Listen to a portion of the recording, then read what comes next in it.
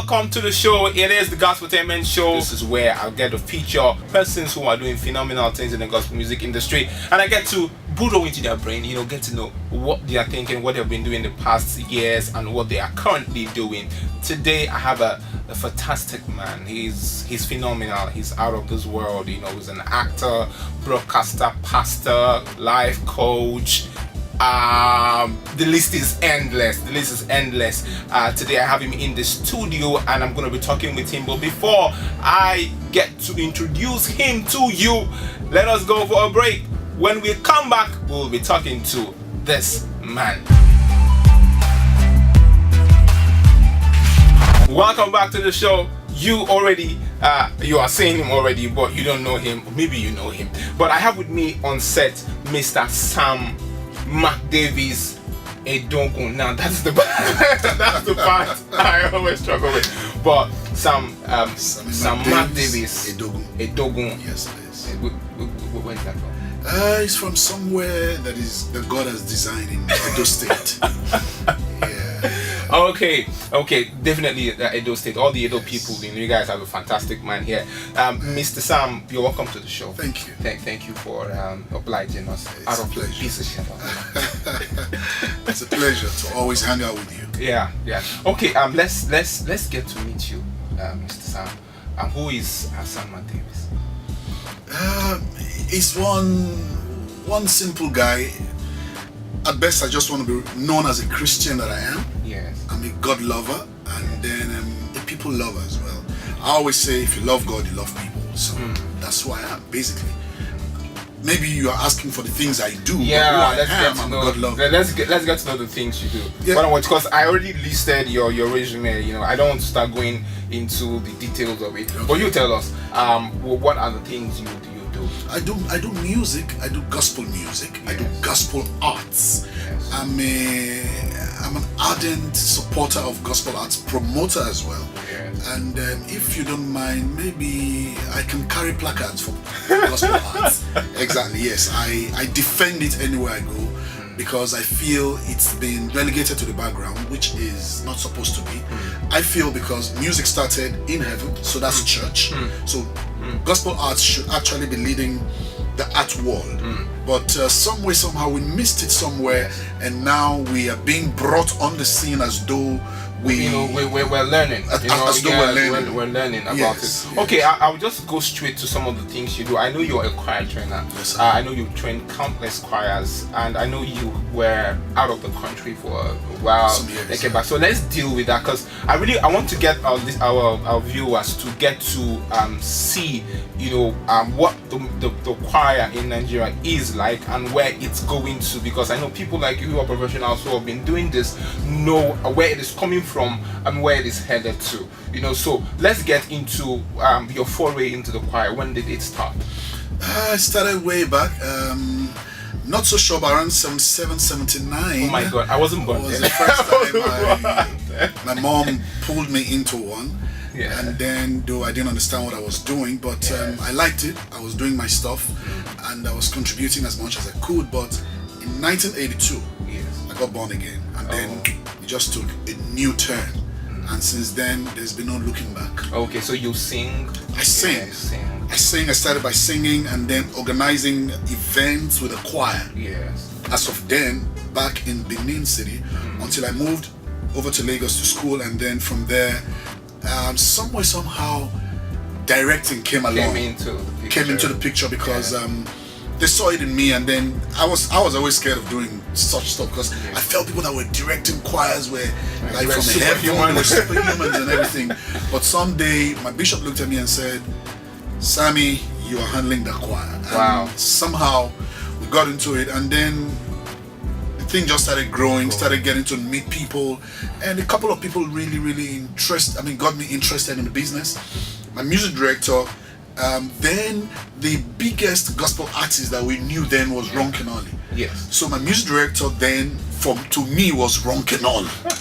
And I loved what he was doing with directing and conducting, and then he introduced me to Orlando Draper. Okay. And God Almighty, my conducting just went overboard. Went through the roofs. Okay, let me ask you, where have you served as directors in ministries? I've served. I don't know if you want me to call the name of the ministries, but then I've served the Church of God Mission. Back here in Lagos, a couple of places in Abuja with Church of God Mission as well. The local choir, mass choir, and then with the Dominion Chapel, Bishop John Praise back in Abuja as well. And then came back to Lagos, Church, Calvary Kingdom Church, and then from there was training a couple of other choirs along the line, though fixed in church. Yes. Calvary Kingdom Church being my church, and then from there I went to South Africa. Yes. Did a couple of years there with Emmanuel Christian Church, and then returned to Nigeria. And right now I'm still handling a couple of. Now I'm consulting more of consulting for churches and choirs. Okay, let's quickly go for a break. When we come, just be digesting that so that we can come back. By the time we come back, we'll be delving deeper into what Mr. Sam thinks about the choir ministry in these days and in this age. Stick around, don't go nowhere. Welcome back to the show. It is the Gospotainment show, and it is the Gospotainment lounge, and I still have Mr. Sam McDavies. We're having a discussion and then it got us laughing, but let's get into something. Let's get to the crux of the matter. Let's define for us gospel music in relation to choirs. Gospel music has grown from your days to my days, and how has gospel music influenced, how has the professional gospel music influenced what the church is now singing, in terms of the choir, what they are ministering right now, gospel music as of when we came on it, for instance. Was it Ron Kenoli thing? Even before the Ron Kenoli, I came on it before Ron Kenoli, basically, because like in the late 70s that I got in, it was still very local. Yes. Okay. It was still very local. The Ayewa and a couple of all these Yoruba guys and the local guys. And then don't forget the guys in the east also. I think. And then the guys from the east as well, brother. What's their name? Ima and Lazarus. Voice of the Cross. Voice of the Cross. Okay, that was what we had then, and we were enjoying ourselves. And then in the process of time, Mary McKee and the Genesis. Okay. And those other guys started coming Crouch, in, and the Andre Crouch, yes. Started coming with the choir stuff, and then it was sounding a bit out of place, as in this one that they're using so much drums and equipments and everything, because we're just used to our local drums, and then you clap and let it bear. If it wasn't with that, it wasn't gospel. I remember that in my church. In my church then, for us to even accept this set of drums was like a taboo. I knew this into the church. I knew there were churches then that it was you don't bring in the English drum. No, you don't bring the English drum. It was a taboo and everything. A friend of mine went to Spain, and then he came back with this piano that you could program beats into and everything. So I just told him, okay, bring it to my church, bring it. And then when he came, I was like, okay, fine. The elders will be meeting on Saturday. Bring it on a Saturday when they're having their meeting. So he brought it to church, and then he programmed it. He was playing, and like, SARS, this keyboard is not leaving this church. Because what we're used to was the piano that you pedal. That was the church piano, the organ. The organ was spiritual. Then that thing was carnal. But somehow it started stepping in, it started coming in, and then of course the Archbishop Benson Idahosa. Oh yes. He just transformed. Of blessed memory. He transformed the whole thing. The entire thing. And then I remember, because I was in the Church of God Mission, then I used to sneak out, my church, just feel the music. I'm like, okay, fine, these guys are doing something that is different but is good and it's spiritual, because at that time I was now born again. So I knew that this was God. There was God in this music. So how come we're condemning it? So, and then of course, what about, tell me about I think it's the days of the early days of, was it Benny Hinn? No, back in the days when I'm trying to remember her name, this woman. You're not talking Catherine Coleman? Yes. Yes. In the days of her kind of music, I know during her worship, it's a choir thing. Yes. A large mass of choir, and they're singing Holy Spirit. Yes. Which were those days? Is this in the 70s and the 80s? Those were 60s and 70s. 60s and 70s. Catherine Coleman's, I think, even a lot of them, the Gaithers band and all of them, these guys. Is that what they call Southern Gospel? Southern Gospel, Gospel. Yeah, that was Southern Gospel, basically. You know, so, and then these black guys started coming into the picture. Yes. And then they started coming with the drums. Yes. And it started sounding like very contemporary. And of course, anything that is contemporary is always condemned first. You know, sometimes when people condemn the music that we do today, the church, some sector of the church condemn this thing, and then they do the hymns.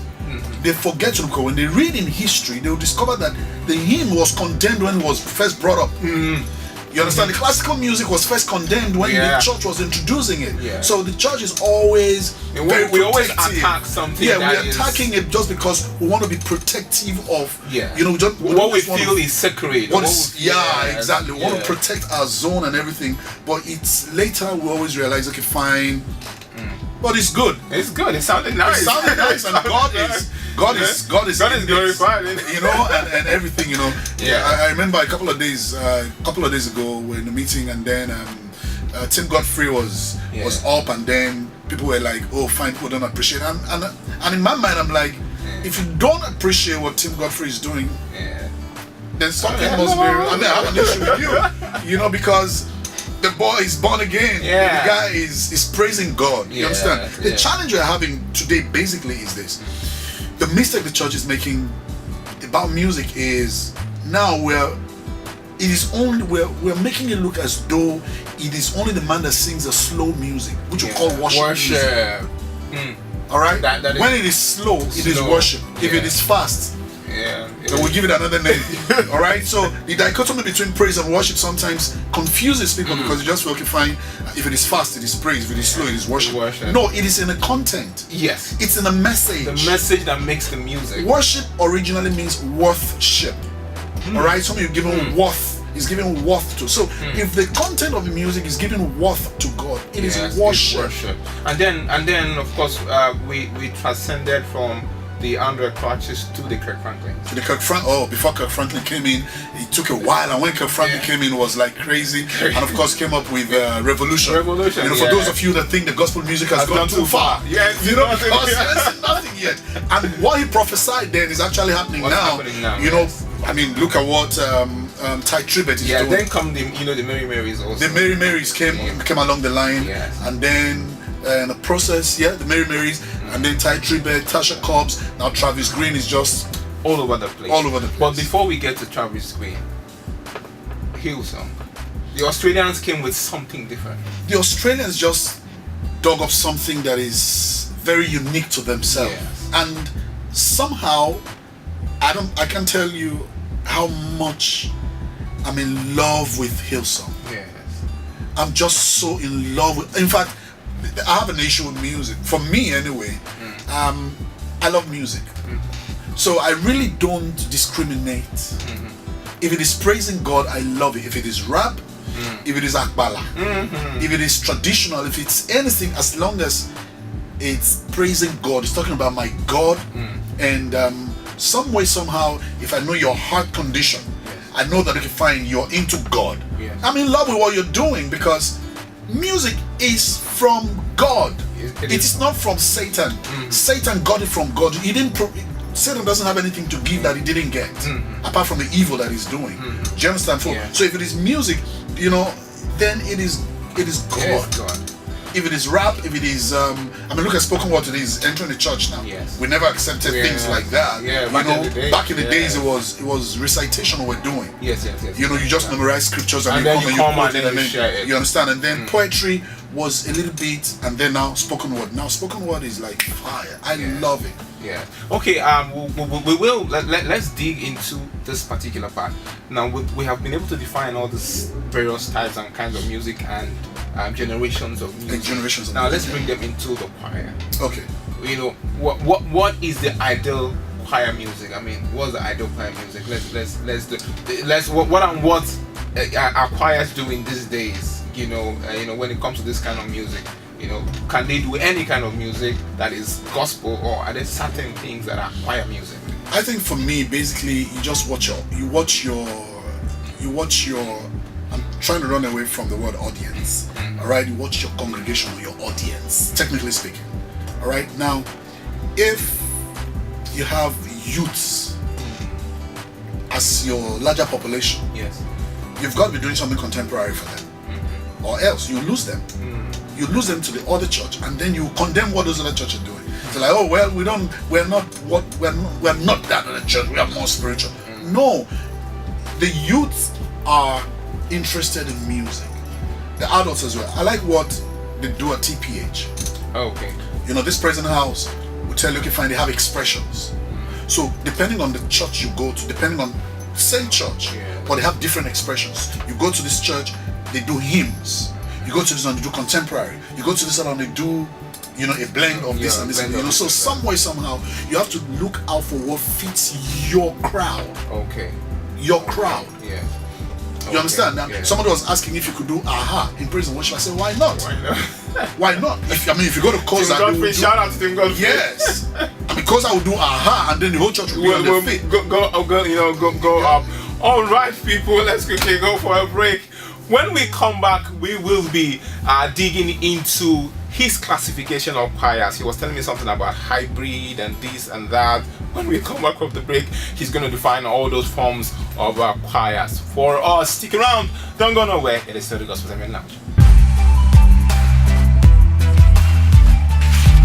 Welcome back to the studio. It is the Gospotainment Lounge. I still have Mr. McDavies. I want to give him a name now.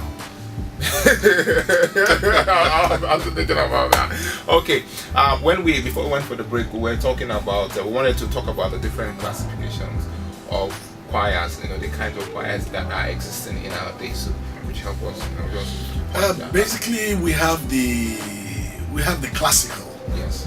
Classical choirs, those do the hymns and the classical songs. Yes. And then we have the traditional or southern gospel. Okay. You know, choirs, when you talk about choir songs and everything, and these are the ones that actually give birth to a lot of us, a whole lot of us, even Tim and a whole lot of us. And then you now have what about the contemporary people? You now have the contemporary, yes, and then you have the hybrid. Those who do a little bit of this, a little bit of this, a little bit of that.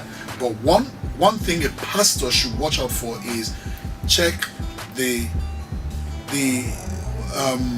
demography of your congregation, before you know what you're doing, and a lot of people lose people because they want to stick with a particular genre. So fine, this is what we do, and this is gospel. And then some other people want some other feel of music, and if they are not getting it, they would just they would just I know a particular choir. I wouldn't mention name, particular church. They don't do the Nigerian kind of music like the maybe things like what Michael do. All those kind of Nigerian music. If it's not American contemporary, Donny McClurkins and or if it's not that, they don't do anything else. A lot of the times, a music director is the music director's challenge. A lot of the times, and the pastor, if he's a music-oriented pastor, the challenge always have is with the people, because sometimes it's okay, fine. Today, guys, what I was doing one time was I was always changing every Sunday what I do. Sometimes my praise and worship could be reggae. At other times, it is this. It is that, so that some way, somehow, you're able to satisfy different demographics. You saw the video of the gratitude that they did a rap. Those guys are just off the limit. I was dumbfounded. I mean, it was two ladies that rap. Yeah. I was blown away. Yeah. They are out of this world. They're good. They're good. I was totally blown away. I wish choir music get to that point where we could really allow people to express. It has gotten there, but it cannot be accepted everywhere. At the same time. Yes. That congregation where they serve, the gratitude, they are welcome. It's understandable. I think they've gone through the process as well. Is encouraging them. He set that up. He set up the gratitude to do what they're doing. You understand? So Pastor Biodun set that up. So they're doing it is acceptable, and they're accepted. He has moved them to Dubai to do the same thing and everywhere. Move them down to Lagos to do it. So it's acceptable. That's like pace setting. Of course, pace setting of definitely to set up the gratitude. It took him a lot of money. It took him a lot of effort. He brought in Ty Tribet and Tim Godfrey. They were with them for I think over a month or something, and they worked with this set and picking who would fit in and everything. So what they're doing today, is a big one. Okay, let's deal with something here. When it comes to setting up a choir, what and what, should the pastor be looking to do or to put in place people and resources? What and what should be looking at? We're talking to the pastors right now who are setting up, maybe young pastors trying to start a church, or maybe an older pastor who is trying to revamp, and be more in tune with times. Yeah, he'll need a very sound music director, first and foremost. All right, and then he should also be ready and willing to listen to that person. The mistake some pastors, okay, not a lot, some pastors make is they just pick anybody because the person can sing. Meanwhile, the job of music directing is not really. It's not really about singing. Yes. It's not really about singing. Yes. It's about directing music. It's about having good ears. Also. Having good ears for music. Yes. And administration. Sometimes you could even take administration away from the music director. Yes. Some churches will do a choir master and music director. And I think that some people have a music pastor. And some have music pastors. Yeah. You understand? So but for the music itself, you need a music director that has good ears for music, is open to different genres of music, so that he doesn't lock the church up with only what he wants. Yeah. Oh, yes. He doesn't lock the church with only what he wants. Something important, you understand? Because sometimes he probably just likes the Fuji music and he's doing only Fuji, or he just loves the Southern American gospel, and that's all he's doing. Yeah. Or he loves only Hillsong, and then any other song that comes is not good. You understand? So the music director should be versatile. That's the word. Yeah. Okay, it should be versatile, and then of course they need good sound. Yeah, good sound. Good sound makes good music, because no matter what you do, I've listened to a couple of choirs. At rehearsals, and you feel the music at rehearsals. It's so nice, it's so sweet, it's so huge, it's so good. And when they bring in the instruments on the day of ministration, and then you begin to wonder, is this the same choir? You heard. Because you can't hear them. Yes. You step 10 meters away from them and you can't hear them. You're not hearing the harmony, you're not hearing melody. You're not hearing, you understand? So good sound. Very important. Very important. And then of course, I was going to ask you about aesthetics, Aesthetics, for me, that costs a lot of money. Yeah. So I wouldn't want to say it's a must. All right, if you can afford that for now, let the sound be good, let the music be good. All right, and as money begins to come, then you can begin to deal with these other aesthetics. They are very important. They add to the mood. For instance, if the church would allow it, if the particular church would allow it, you can imagine when you light the mood when worship is going on, when the slow music, the slow worship is going on. I'm just singing something. You understand? Yeah, when you light the mood, it adds up to a whole lot of stuff. Yes. All right. Music is emotional. It's dealing with our emotions. Yeah. I tell lead worshippers to let them know you're dealing with people's emotions. So take them through it slowly. Walk with them. Take them with. Don't harass them. And then what about the spiritual? I mean, you don't give what you don't have. Yeah, the spiritual. You have to have a connection with God. You have to have a connection with God. That is the essence of gospel music. That's the essence of gospel music in the first place. You have to have a connection with God. You need to hear from Him. You need to hear from Him, and hearing from God is not a spooky thing. Just open your spirit, and then you hear Him minister to you to know what to do, to know which song. I remember as an active music director, church music director, sometimes I get the song I would do on a Sunday, I get it on a Monday. It's playing in my spirit. I'm like, okay, fine, God, where are you going with this? Okay, fine, and I quickly take it down. So I call my guys, I let them know, fine, for next Sunday, this is what we're doing. So you have to actually be in tune with what is ready to. So I always ask, what do you want the people to hear next Sunday. It's not just a question of okay, fine, okay, this song just came came out new. and everybody's doing the song. Let's do it. No, the choirs I've directed it. No, I tell them I don't do latest songs. I don't do latest because it is latest. Yeah. I do a song because I'm inspired, I'm led. I feel that okay, fine, God wants to move through this song to touch the people this day. Meet people's needs through the song. And I also let them know quickly that look, when the music director understands what they're doing, the choir understands what they're doing, it makes it easier for the pastor. We're always waiting for when the pastor will come to say, thus says the Lord. When the pastor will come to say, okay, fine, there's healing going on right now. Yeah. And I say, why do you want to delay their healing until the pastor comes to preach? They can get their healing while we're ministering. They can get their healing while we're doing praise and worship. And I've heard testimonies. Wow, it's been nice hanging out with you. We could go on and on and on talking about music. I still have so many questions running into my head. But we have run out of time. My director is already, telling us round up. Thank you for hanging out with us. Thank you, Mr. Sam, for coming. It's a pleasure. Thank you. It's a pleasure, Perry Martins. Thank you. Thank you for coming. I have been physically and spiritually fed, know so much now about choir music, and it's nice having you. We hope that next time when we call you, you're going to God willing, avail us your time. Thank you for coming. It's been nice hanging out with you on the Gospotainment show today. Thank you for being there, for watching. Make sure you subscribe on our YouTube channel. You can follow us on Facebook at Gospotainment1, on Twitter at Gospotainment, and on Instagram at Gospotainment12. If you want to reach out to us, you can send us an email via info@gospotainment.com. This is the Gospotainment show. My name is Perry Martins. See you next time.